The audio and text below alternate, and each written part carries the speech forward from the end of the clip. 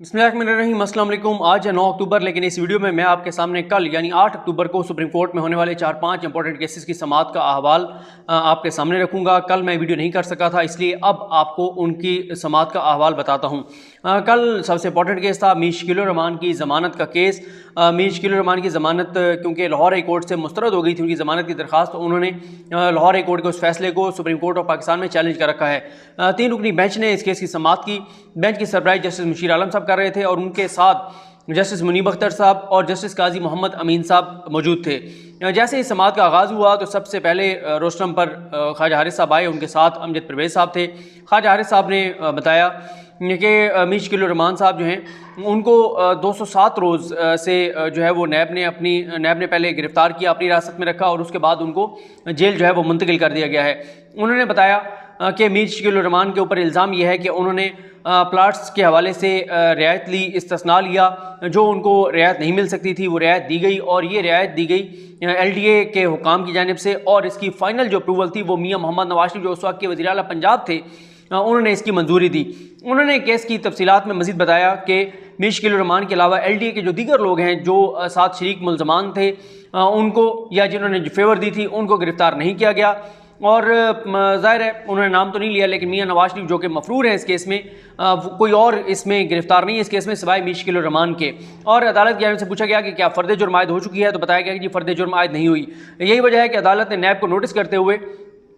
15 रोज़ में नैब का जवाब तलब किया है। नेक्स्ट हियरिंग पे नैब का मौक़िफ़ सुना जाएगा और उसके बाद ज़मानत का फ़ैसला किया जाएगा। साथ ही अदालत ने सुप्रीम कोर्ट ऑफ पाकिस्तान ने एहतसाब अदालत से भी तफसीलात मांगी हैं कि अब तक फ़र्द जुर्म आयद क्यों नहीं हुई, मामलात क्यों आगे नहीं बढ़ रहे। मेरा ख्याल है नैब की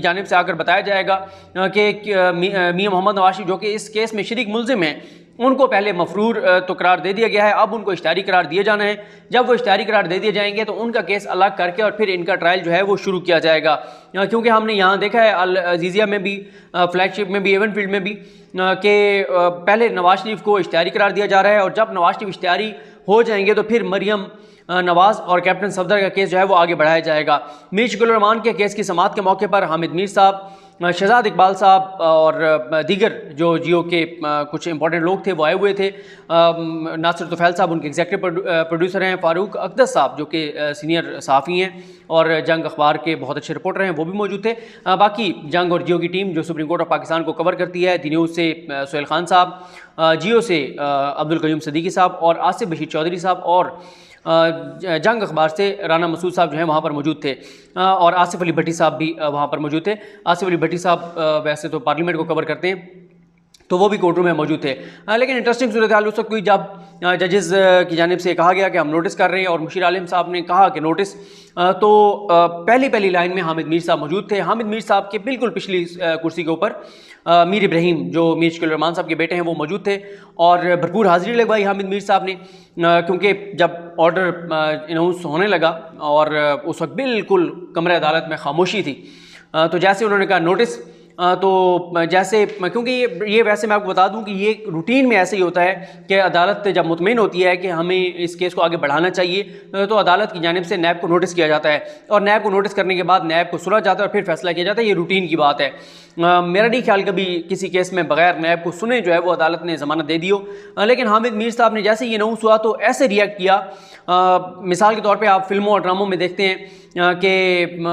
वैसे प्रैक्टिकली भी ये होता है कि जब आप खुदा न खास्ता कोई आपका अजीज़ कोई जानने वाला उसका ऑपरेट हो रहा हो ICU के अंदर, ऑपरेशन थिएटर के अंदर, या ICU में कोई पेशेंट हो और डॉक्टर फाइनल चेकअप के बाद या ऑपरेट करने के बाद बाहर आए बताने के लिए कि वो मरीज़ को बचा पाए हैं या नहीं बचा पाए, और अगर वो खुदा न खास्ता ये कहें कि सॉरी, तो एक फ़ौरन एक रिएक्शन होता है कि उफ़ उफ़ उफ़, मतलब क्या कह रहे हैं आप, क्या कह रहे हैं, ये क्या हो गया। इसी तरह हामिद मीर साहब ने कहा उफ़, यूं कर रहे थे, मतलब पूरे कोर्ट रूम ने उनकी आवाज़ सुनी और यूं खड़े हुए जनाब, और खड़े होकर जब जाने लगे तो थोड़े से वो लड़खड़ा भी गए। शायद वो मीर इब्राहिम साहब को बताना चाह रहे थे कि देखें मैं कितना परेशान, मुझे कितना धचका लगा है ये फ़ैसला सुनकर कि 15 दिन के लिए मज़ीद जो है वो मीर शकील उर रहमान साहब जेल में रहेंगे। तो ये रूटीन की बात थी, लेकिन ज़ाहिर है क्योंकि शायद उन्होंने हाज़िरी लिखवानी थी मीर इब्राहिम साहब के सामने, लेकिन वो बहरहाल बाकी तो सब नॉर्मल अंदाज में बैठे रहे। जितने भी जांगोजियो से लोग आए हुए थे, जहाँ पे मीर इब्राहिम बैठे थे उनके साथ ही नासिर तुफ़ैल साहब और शहजाद इकबाल साहब और बाकी लोग, आसिफ अली भट्टी साहब, सारे लोग वहाँ मौजूद थे, लेकिन किसी का वो रिएक्शन नहीं था जो हामिद मीर साहब का था। उन्हें बहरहाल बहुत जो है वो मीर शकील रहमान साहब की ज़मानत का फ़ैसला कल ना होने पर बहुत ज़्यादा परेशानी हुई, या उन्होंने ये शो कराया कि उन्हें बहुत ज़्यादा धचका लगा और परेशानी हुई, लेकिन उनकी बहरहाल अच्छी हाज़िरी जो है वो मीर इब्राहिम साहब के सामने लग गई है। उसके बाद दूसरा केस था, वो भी इम्पॉर्टेंट केस था, और वो है तलहा हारून, एक अमरीकी शहरी थे और उनके वालिदैन जो हैं वो पाकिस्तानी हैं। वो उनके ऊपर इल्ज़ाम ये है कि न्यूयॉर्क में जो टाइम्स स्क्वायर है वहाँ पर एक हमले का मंसूबा था, और उस मंसूबे में उनके भी शामिल होने का इल्ज़ाम है, और उनको 3 से 4 साल हो गए हैं। पाकिस्तान के सिक्योरिटी इदारों ने उनको गिरफ़्तार किया हुआ है, और अब वो वैसे मेरे ख्याल अडयाला जेल में हैं, और अमेरिका की जानिब से उनको मांगा गया था। पहले एक अदालत से पहले फ़ैसला है कि उनको अमेरिका के हवाले कर दिया जाए, फिर हाई कोर्ट का जो पहला फ़ैसला आया कि जी आप हवाले नहीं कर सकते, फिर इंटर कोर्ट अपील में दोबारा कहा गया कि आप हवाले कर सकते हैं। उस फैसले को सुप्रीम कोर्ट ऑफ पाकिस्तान में चैलेंज किया गया। जस्टिस रिटायर्ड तारिक महमूद साहब वो वकालत कर रहे हैं हारून रशीद जो वालिद हैं तलहा हारून के, उनकी, और उन्होंने जब अदालत के सामने कुछ चीज़ें रखी, और पिछली समात पे मैं वहाँ पर नहीं था, लेकिन अदालत ने तफसीलात मांगी थी, और वो तफसीलात साजिद इलियास भट्टी साहब जो हैं जो एडिशनल अटार्नी जनरल हैं उन्होंने पेश की। तो इस मौके पे अदालत की जानिब से जो डॉक्यूमेंट्स पेश की गई उन पे अदम इत्मीनान का इजहार किया गया है। जो फ़ॉरेन ऑफिस के नुमाइंदे वहाँ पर पेश हुए उनसे भी अदालत मुतमईन नहीं हुई, बल्कि एक मौके पे मुनीब अख्तर साहब ने ये कहा, जो फ़ॉरेन ऑफिस के नुमाइंदे पेश हुए, कि हम आपसे एक्सपेक्ट नहीं करते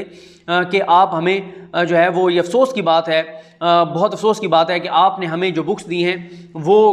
उसमें और जो आपकी वेबसाइट के ऊपर कवानीन मौजूद हैं उनमें फ़र्क है, आपने हमें अपडेटेड चीज़ें नहीं दी। फिर उन्होंने पूछा काजी मोहम्मद अमीन साहब ने, तो जो फ़ॉरेन ऑफिस के नुमाइंदे पेश हुए, उन्होंने शायद बताया था कि 27th जो कॉमन है उससे उनका तल्लुक़ है। तो काजी अमीन साहब ने भी कहा कि हम आपसे बहुत ज़्यादा एक्सपेक्ट करते हैं कि आप हमारी बेहतर असिस्टेंस करेंगे। ये केस इसलिए इंपॉर्टेंट है कि अदालत जायज़ा ले रही है कि पाकिस्तान और अमेरिका का आपस में क्या मुआहिदा है मुल्ज़मान की हवालगी का, और अदालत की जानिब से ये भी पूछा जा रहा है, अदालत जान से ये खैर कहा गया कि हम ये बात जानते हैं कि रियासतें, जो कहा जाता है कि बराबर हैं, रियासतें बराबर नहीं होती, लेकिन कोई कानून होना चाहिए, ज़ाब्ता होना चाहिए जिसके तहत हम यहाँ से अपने लोगों को उनके हवाले करें। अगली समात पर अटार्नी जनरल पाकिस्तान खालिद जावेद खान साहब को तलब किया गया है कि वो आएँ और अदालत को कानून बताएं कि किस कानून के तहत मुल्ज़मान को अमेरिका के हवाले जो है वो किया जा रहा है। मुआहदे के बारे में साजिद इलियास भट्टी साहब ने जो बताया, उन्होंने कहा जी जो ब्रिटिश इंडिया था, जो तकसीम से पहले, पाकिस्तान बनने से पहले एक मुआहदा मौजूद था, और उसके बाद पाकिस्तान बनने के बाद उस मुआहदे को अडॉप्ट कर लिया गया। अदालत ये कह रही है कि हमें ये बताएं कि ये एक तरफ़ा है या दो तरफ़ा है। अगर दो तरफ़ा है तो अमेरिका ने आज तक कितने जो हमारे मुल्ज़मान वहाँ पर मौजूद थे उनको पाकिस्तान के हवाले किया है। 2 मुल्ज़मान का नाम बताया गया कि 2008 में उनके हवाले किया गया था, लेकिन अदालत कह रही है कि हमें रेलिवेंट आप कवानीन बताएं जिसके तहत आप पाकिस्तानी शहरियों को इस तरह से अमेरिका के हवाले करने जा रहे हैं, क्योंकि अदालत अभी तक मुतमईन नहीं हो पा रही। एक तो अदालत ये भी कह रही है कि ये भी हमें देखना होगा कि जो तलहा हारून जिन पे इल्ज़ाम है कि वो उस साजिश का हिस्सा थे, क्या उस वक्त वो अमेरिका में मौजूद थे या नहीं थे, वो जो इल्ज़ाम है उनके ऊपर, उस इल्ज़ाम में किस तरह हकीकत है, अभी ये सारी चीज़ें कोई भी चीज़ साबित नहीं हुई, कोई भी चीज़ कोई इत्मीनान बख्श पाकिस्तान के इदारों के सामने नहीं रखा गया। तो मुशीर आलम साहब की जानिब से कहा गया कि पाकिस्तान ना तो डमी स्टेट है ना बनाना रिपब्लिक है, आप क्या कर रहे हैं। आपको हुकूमत पाकिस्तान को एडवाइस देनी चाहिए, उनको बताना चाहिए कि हमें इस हवाले से जो है वो क्या करना चाहिए। और अदालत ये भी कह रही है कि हम जिस तरह का सलूक अमेरिका के साथ कर रहे हैं, क्या अमेरिका भी हमारे साथ वही सलूक कर रहा है, और जब हम अडॉप्ट कर रहे हैं एक मुआहदे को, तो फिर आप इसको दो तरफा कैसे कह सकते हैं। ये तो फिर एक तरफा हुआ कि हमने उन कवानीन को जो है अडॉप्ट कर लिया। बताया गया कि कन्वेंशन के तहत जो है वो हम उनको हवाले कर सकते हैं, लेकिन अदालत कह रही है कि जब कानून मौजूद हो तो हमें कोई ठोस कानून दिखाएं, कन्वेंशन के ऊपर हमें ना लेकर जाएं। अदालत की जानिब से ये भी कहा गया कि जब कानून बन गया तो फिर जो आपने अडॉप्ट कर रखा था इसको, तो वो मामला भी अब ख़त्म हो गया है। अदालत की जानिब से बार बार ये कहा गया कि पाकिस्तान को पाकिस्तान को, अगर पाकिस्तान ने अमेरिका के हवाले किसी पाकिस्तानी शहरी को करना भी है तो जो एक शिक मौजूद भी थी उसके मुताबिक भी ये था कि अगर करना भी है तो आपको नोटिफिकेशन गज़ट में जारी करना पड़ेगा, लेकिन वो नोटिफिकेशन भी मौजूद नहीं था। साजिद अलियास भट्टी साहब का ये कहना था कि पहले अमेरिका ने जब हमारे हवाले 2 लोगों को किया तो वो भी इसी मुआहदे के तहत किया, लेकिन मुआहदे के हवाले से अदालत को फॉरेन ऑफिस के नुमाइंदे और दीगर जो हुकाम थे वो मुतमईन नहीं कर सके। यही वजह है कि अदालत ने अटॉर्नी जनरल पाकिस्तान खालिद जावेद खान साहब को तलब किया है कि आप आकर हमें बताएं, क्योंकि जस्टिस रिटायर्ड तारिक साहब ने बताया कि हुसैन हक्कानी को पाकिस्तान की जानिब से मांगा गया था, पाकिस्तान की अदालत का हुक्म भी मौजूद है लेकिन उनको हवाले नहीं किया गया था, और यहाँ पे तो तला हारून के अभी तक जुर्म का तयन नहीं किया गया और ना ये बताया गया है कि वो उस वक्त अमेरिका में था नहीं था। ये सारी चीज़ें अभी इनका फ़ैसला होना है। बहरहाल अगली समात पे देखते हैं इस हवाले से अदालत क्या फ़ैसला देती है। इसके बाद एक और केस था, वो था कराची की मरदमशुमारी के हवाले से जो MKM ने चैलेंज कर रखा है। MKM की दरख्वास्त ये है, सलाहुद्दीन एडवोकेट साहब पेश हुए कि MKM का कहना ये था कि जो कराची की मरदमशुमारी है वो ठीक नहीं हुई, उसमें धांधली हुई है, वो गलत हुई है और इस में दोबारा जो है वो मरदमशुमारी का हुक्म दिया जाए। जो 2 रहनुमा MKM के पेश हुए, खालिद मकबूल सिद्दीकी साहब, उनका एक और MKM से तल्लुक़ है, फ़ारूक सत्तार साहब भी मौजूद थे रोशन पर, और फ़ारूक सत्तार साहब ने तो बात भी की और उन्होंने कहा जी ये मुसलसल नाइंसाफ़ी जारी है, अदालत को फ़ैसला करना चाहिए। लेकिन मुशीर आलम साहब ने कहा कि मसला ये है कि कुछ टेक्निकल मैटर्स हैं, पॉइंट्स हैं, और वो ये हैं कि आपकी ये दरख्वास्त उस वक्त की थी जब मरदमशुमारी हो रही थी। आप क्योंकि मरदमशुमारी हो चुकी है इसलिए नई आप पिटीशन दायर करें, उसको ड्राफ्ट करें और वो दायर करें और उसके बाद अदालत ये सुनेगी। MKM का कहना ये है कि कराची की जो आबादी दिखाई गई है 1,49,00,000, ये बहुत कम है कि अगर 98 के मुकाबले में देखें तो लाहौर में जो आबादी के तनासुब में इजाफा हुआ है वो 116% है, जबकि कराची की जो आबादी में इजाफा हुआ है 1998